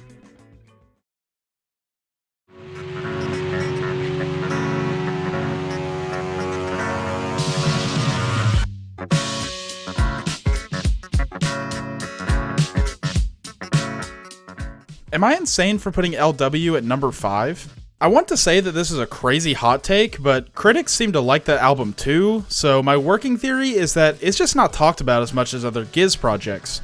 But even then, it feels almost wrong to be this high on LW. I guess before I plead my case, let's start with the broad strokes. LW is King Gizzard's 17th studio album, and the third, and so far final, microtonal album, but only the second one we've covered so far. It's almost a sort of double album with KG. You see, they created a bunch of tracks for KG, but with how many they had made, they decided to split it up and make a second album that continues the themes and sound direction of KG. They actually did this again very recently, with Phantom Island being a sort of double album with Flight B741. It does make me think though, why is KG so inconsistent when LW is incredibly consistent? That's a question that I unfortunately don't have the answer to, but one thing I can tell you is that I love the hell out of this album. LW has one major theme going for it, which is environmentalism. We talked about it a bit with Fishing for Fishies, where the theme was prominent in most tracks, but LW is almost entirely focused on the environmental themes. This is especially notable on the opener, If Not Now Then When, with the opening lines being If Not Now Then When the forest's nearly gone, when the holes in the ozone, when the bees are gone, if not now then when, and sort of runs with this idea for the rest of the track. This same theme is seen prominently in most of the other tracks like One and Static Electricity. I like that theme, I like the environment too, and we should do what we can to protect it, but I vibe more with some of the other very progressive opinions on the album. Mainly about rich people being the worst. Before I get too off track, I'll leave it at this. The messaging is a great aspect of the album and the band as a whole, and I think they do a good job at making music first and adding themes to it without feeling preachy or sacrificing the musical integrity. I think that this messaging as well is much less blunt than it was on Fishing for Fishies. It's not exactly hard to decipher what they're talking about here, but I think it's much less ham-fisted than it was on Plastic Boogie, for example. So, the theme's good. That's a good start, but that alone won't get you up to number 5. Themes are important, but if the music isn't good, then the whole album flops. Luckily, the music is very, very good. Like I said, LW is a very consistent album without a single bad track on it. The aforementioned If Not Now Then When has a bouncy instrumental that I like a lot, Ataraxia has a unique sounding guitar loop that gets the track a more desolate feel that plays into the themes. See Me has weird but very enjoyable vocals, unlike anything else they've ever made. And the two standout tracks for me, Static Electricity and East-West Link, are incredibly catchy, mainly due to the infectious instrumental, fronted by what I think is a sitar? Again, not a musician, but it sounds great. That's about it, really. I can't describe why I like this album enough to put it over fan favorites like Polygon or Mindfuzz, other than I just have more fun listening to it. It's a remarkably consistent album with wonderful instrumentals, unique vocal deliveries, and 9 great tracks. I respect Polygon and Mindfuzz more, but I enjoy LW more than both of them, and that's enough for me to put it here at number 5. My favorite track from LW is East-West Link. It's the catchiest track, and I love the chorus. Enough said. My least favorite track was KGLW. It's not bad at all, but it is a little slow-paced and a tad too long for me. Still a good track, I'd happily listen to it, and it's a great closer to the KG-LW pair.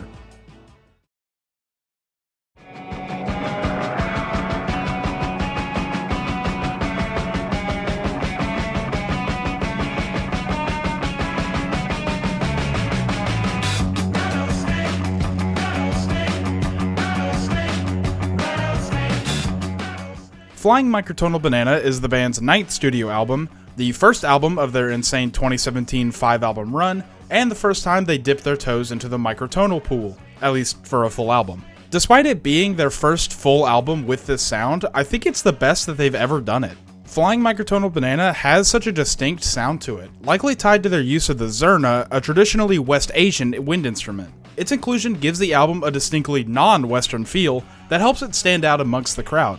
This is best shown during the instrumental breaks of Open Water, where it just fucking blares, during the slower parts of Doom City, and being incredibly prominent in the instrumental closer Flying Microtonal Banana. I think that another reason it sounds so unique is that a lot of the time the vocals sound sort of muffled, like they're speaking through a gas mask. Nuclear Fusion makes this aspect clear during basically the entire track, and is honestly one of my favorite aspects of it. I think that the use of the zurna, plus the muffled vocals, creates an image of a desolate wasteland, an image supported by the album cover and a bunch of the song titles. That image works hand in hand with the main theme of the album, which is, again, environmentalism. Melting is the obvious one, being about the Earth melting from global warming, but other tracks, namely Anoxia and Doom City again, cover similar topics. It's not the most forward album when it comes to this theme, I would say that was the last one we just covered, or Fishing for Fishies, but it is very noticeable and it is a nice addition to the album, especially when paired with that desolate wasteland imagery I mentioned before. Now, like I said during the LW review, themes are important, but we're here to listen to music, so if the music isn't good, then it doesn't really matter. But of course, the music is incredible on this album. The opening track, Rattlesnake, is a fan favorite because of its seemingly endless energy and jammy qualities that work incredibly well in a live music format. Open Water is a personal favorite for the incredible drums, great vocal delivery, and catchy lyrics. Billabong Valley has some incredible vocals from Ambrose, and I love how the song basically restarts at a slower pace about halfway through. Anoxia has an infectiously catchy main melody, bolstered by the incredible guitar riff and some great whispery vocals that adds to my imagery from earlier. Nuclear Fusion is both a fan and personal favorite, largely due to the bouncy instrumental and incredible vocal work. Now, with that all being said, I still don't think it's quite as consistent as LW for me. Mainly because I don't like Melting very much, it's a bit too low-key and a bit too long for my taste, and the instrumental closer, Flying Microtonal Banana, is just okay, but the good stuff is a level above the good stuff on LW, to the point where I revisit Flying Microtonal Banana way more often than I revisit LW, so I decided to place it just a smidge higher. Plus I think the theming is done in a more interesting way on this record. So, in summary, it's got a great and very unique sound that helps it stand out, the theming is on point and done in creative ways, and the music is just fucking great. I wouldn't blame anybody who says this is their favorite King Gizzard album. My favorite track on Flying Microtonal Banana is Nuclear Fusion. It is so catchy. The instrumental is bouncy and fun, and I already mentioned how much I like the muffled vocal delivery on it. Truly just a wonderful track. It cracks my top 10 Giz songs, for sure. My least favorite track is Melting. It's very low-key, and it doesn't really go anywhere or change up the sound/format very much, outside of the pretty good instrumental break in the middle. Kinda leaves me wanting more.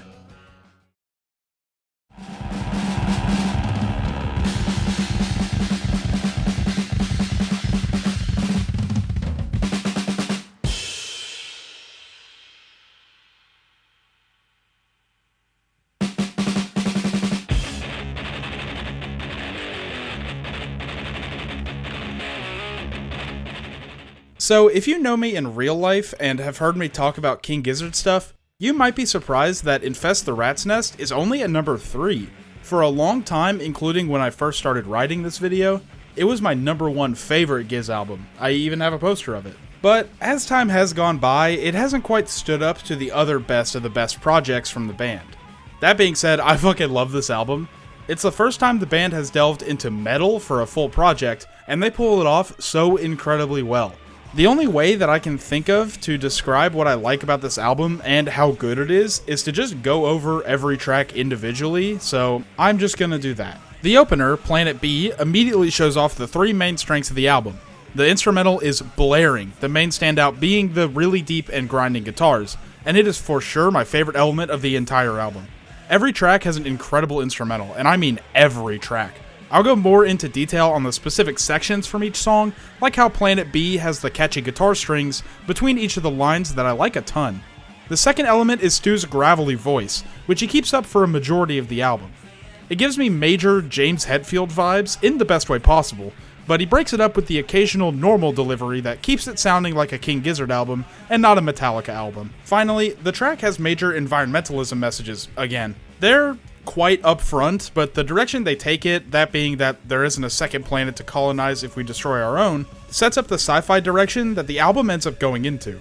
Speaking of which, the next track, Mars for the Rich, is about all the rich people going into space and onto Mars, while leaving the middle class down on the nearly uninhabitable Earth. The track itself has very catchy verses, largely due to how the instrumental accentuates the important moments. The instrumental also picks up the pace and blares for the chorus, making it feel so impactful.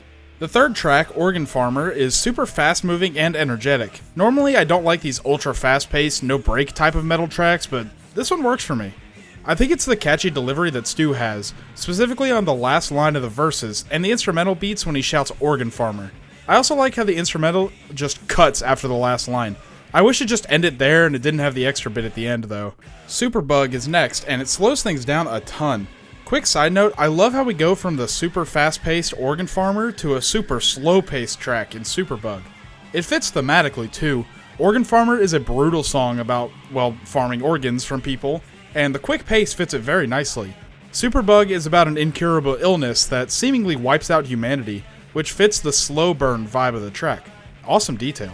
Anyways, the vocal delivery is still great, and the instrumental is suitably dark and brutal, especially during the chorus.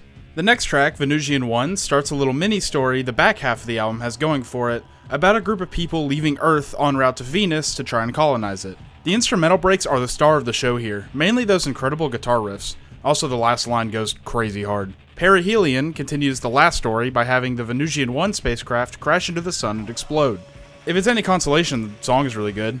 Objectively, the catchiest song on the album. The simple repetition of Perihelion gets trapped in my head all the goddamn time. The verses are also super catchy and memorable, and it has the same guitar strings in between each line that Planet B has. And the chorus has the most notable vocal change of the album, with Stu going into a higher-pitched, more singer-type voice for it. Adds a sense of beauty to the whole thing, you know? The next track, Venusian 2, is about a second crew of people leaving Earth en route to Venus to try and colonize it.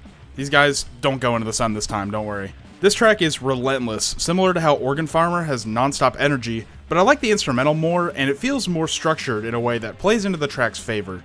The guitars during the instrumental breaks are generational. The penultimate track of the record is Self-Immolate, which I believe consists of the crew of Venusian 2 getting to Venus and setting themselves on fire to appease something like a deity. This album has got to have the highest kill count of any King Gizzard project. Anyways, Self-Immolate has my favorite instrumental on the entire record. The drum solo opening that drops into the main riff slaps so fucking hard, and it just keeps that energy going throughout. The chorus is super catchy, especially with Stu's more normal delivery, and the verses fucking blare. I love this track so much. The album ends with Hell, and it's another awesome track. I love the choir screaming the word hell in the background after the chorus, and the chorus itself has some great delivery from Stu. I love how he pauses after the first remember where to enter, so the instrumental can blast a little bit before resuming back to the chorus. It's a great ending track to a great album. So I had literally only positives to say about each track individually, but I do have some minor nitpicks with the album as a whole. Firstly, I think the mix is just slightly off. The stuff in the foreground sounds good, but I think the drums are too quiet, to the point where I basically never acknowledge them outside of the drum solo opening to Self-Immolate. As you'll see later, the drums can make tracks stand out more than usual, and I think it's a shame we don't hear more of them. My other nitpick is that the album can feel a bit one note at times. The instrumentals are quite similar outside of tempo changes. For example, the guitar string that plays in between lines of Planet B shows up in at least 3 other tracks. Also, the instrumentation is very similar throughout the whole project, adding to that one note feel. Both of these nitpicks are pretty minor though, and I think that the album is near perfect, which is why it lands here at the number 3 spot. But there are 2 other projects that I think are just straight up perfect. My favorite track from Infest the Rat's Nest is Self-Immolate. Like I said before, it has my favorite instrumental on the whole album, and the rest of it is on the same level as the other tracks, so it floated up to the top. My least favorite track will be really hard to pick from now on because I like every track on all of the albums that are left, but regardless, I do have a choice, and it ended up being Organ Farmer. It doesn't have the same structure as the other tracks, which is really its only problem, because I like the instrumental and the energy the track brings. I just wish it was more structured like how Venusian 2 is.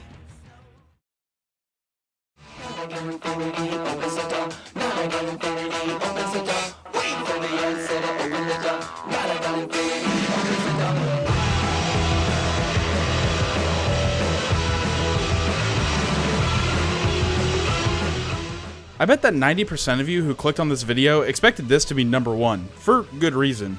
I think the next 2 albums are both pretty much perfect, so really this is more of a 1B and 1A situation. Nonagon Infinity is the King Gizzard album. I'd argue it's the main starting point for anyone who wants to get into the band, and a lot of fans claim it's their masterpiece project, and I can't really disagree. A lot of the praise it receives comes from its concept, that being an infinitely looping album. All of the tracks transition smoothly into each other, and the final track loops back to the first track, so theoretically you can listen to it in an infinite loop. It's a really cool concept, and I think it plays really well into the general weirdness of the album. But concept is one thing, and execution is another. Luckily, they execute it incredibly well. The opener, Robot Stop, kicks so much ass. Nothing gets me moving like the drop after the opening lines, and I know that you know exactly what I'm talking about. And the song just keeps that energy moving full speed throughout. It's so incredibly infectious. I feel like this is a good time to talk about the instrumentation on the album because it's incredibly varied and unique, especially for an average rock album. There's the normal stuff, you know, guitars, drums, and bass, but some other oddball stuff is also included, like the occasional synthesizer, the harmonica gets played a lot, and some of the guitars use microtones, that kind of stuff. The weird instruments coming together to make a cohesive track is one of the things that makes King Gizzard special. And that is very evident on Robot Stop, especially during the instrumental break in the middle, which prominently features a great microtone riff from the main guitar and the harmonica going off in the background. It all comes together to make a super energetic and kick-ass opener. The following track, Big Fig Wasp, keeps the same instrumental motif going, mainly with the melody and the riffs. There's also a verse that is just straight from Robot Stop, but I think the track still stands on its own. The verses are distinct, mainly due to Stu's delivery on the hook, and the instrumental breaks, while similar, play at a slower tempo and have some different sections thrown in there. If anything, the repeating motifs contribute to the infinite loop, making it feel like one really long song with distinct sections, as well as a 9-track album that transitions into songs well.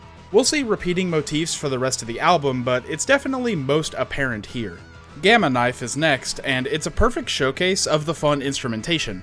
The guitars sound a lot more plucky, especially during the opener. The harmonica in the background adds depth to the melody, and the drum solo section is played in fucking 11/8 time for fun, I guess. I don't really know what to make of that, but this song slaps, so it's okay.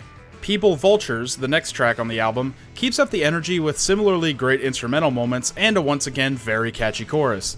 I don't have much to say about it that I didn't say about Gamma Knife, it's still really good. The next track, Mr. Beat, slows things down a little bit. A nice change of pace from 4 barn burners in a row. The instrumental is finally introduced to the synthesizer that I mentioned earlier, and it brings a baseball game organ energy to the track, if that makes sense. It's great and very catchy though, as is Stu's vocal delivery.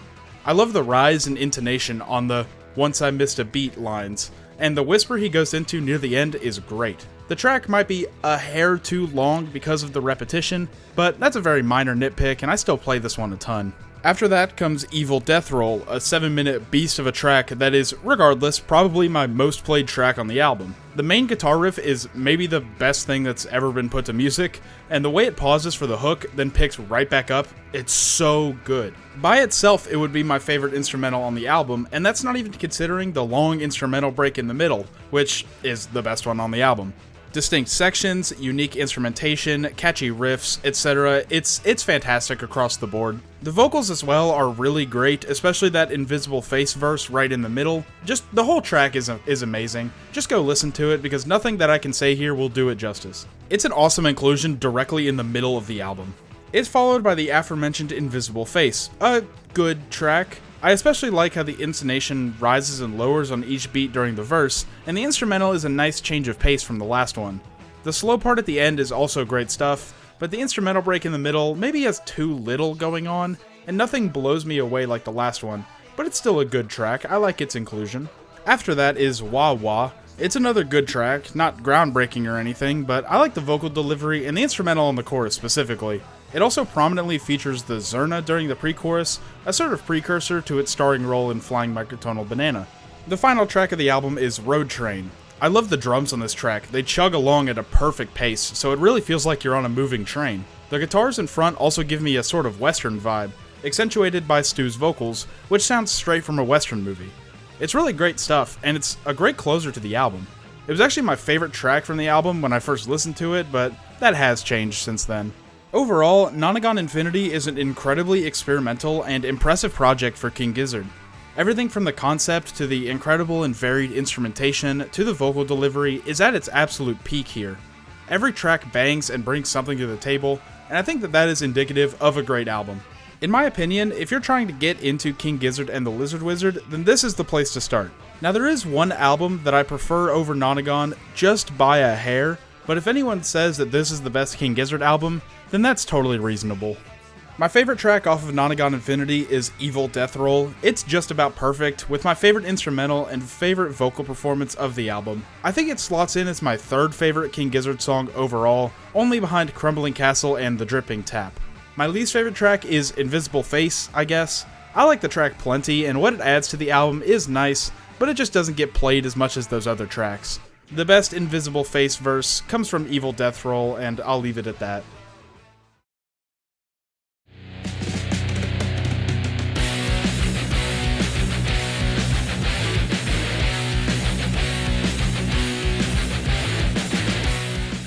In my personal opinion, again, important to remember that, Petrodragonic Apocalypse, the band's 24th studio album, is the best one that they've ever made.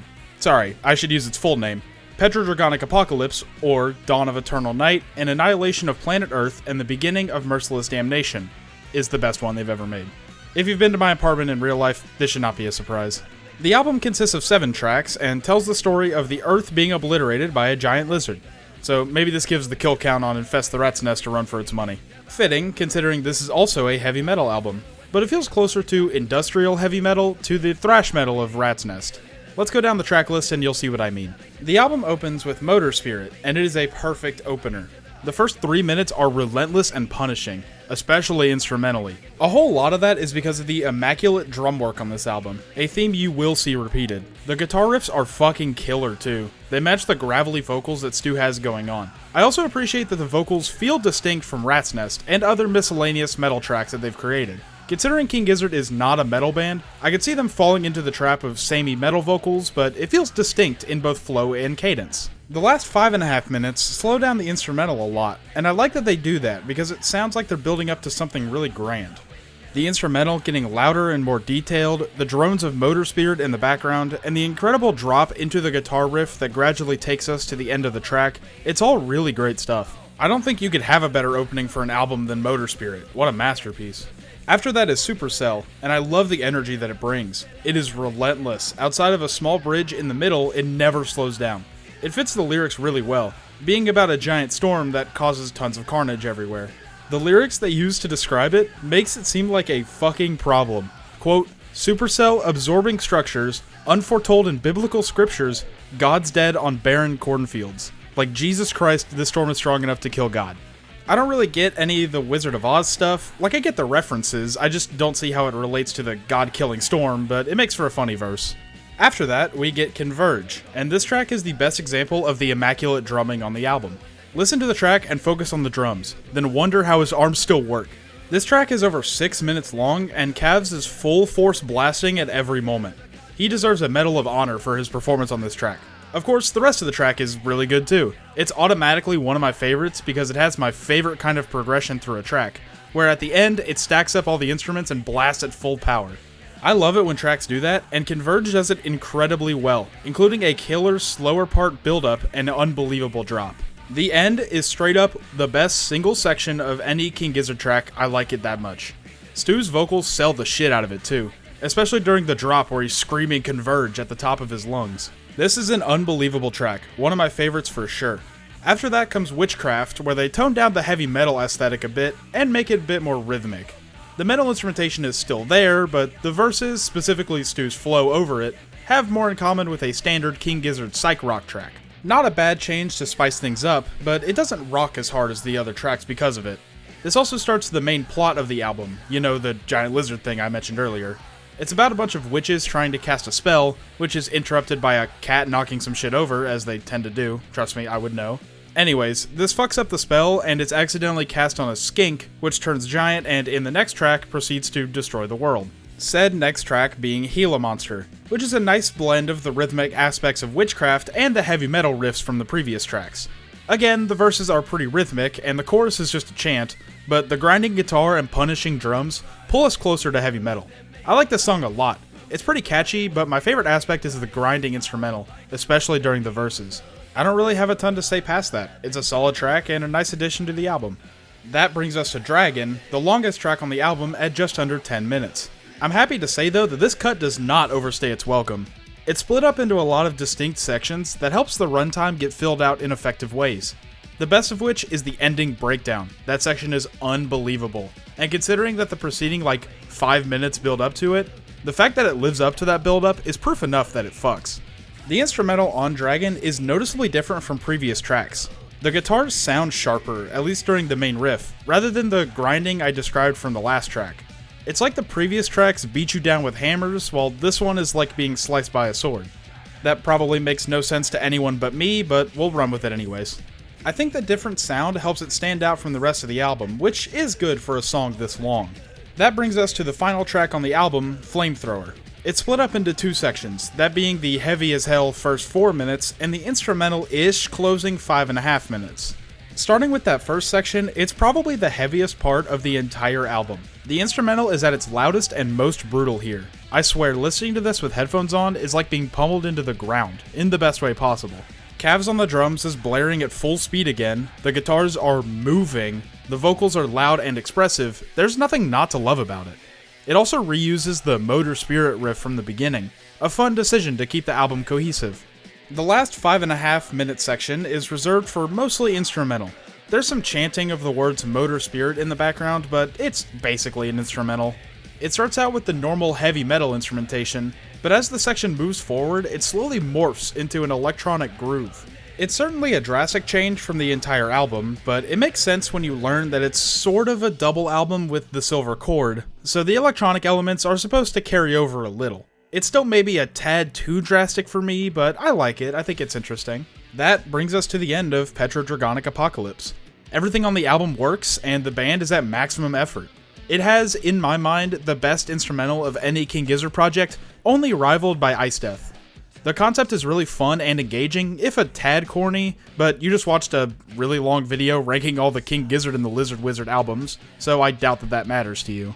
The lyrical content is some of the best the band has to offer, especially from Motor Spirit, Supercell, and Dragon, and the vocals are immaculate, a perfect balance between gravelly and fun. Every aspect of this album is crafted and executed perfectly in my eyes, which is what makes it the #1 best King Gizzard and the Lizard Wizard album. My favorite track is a very, very close race between Motor Spirit and Converge, but after listening to the album 15 times, I picked Converge. The instrumental is immaculate, and I am a sucker for dramatic endings.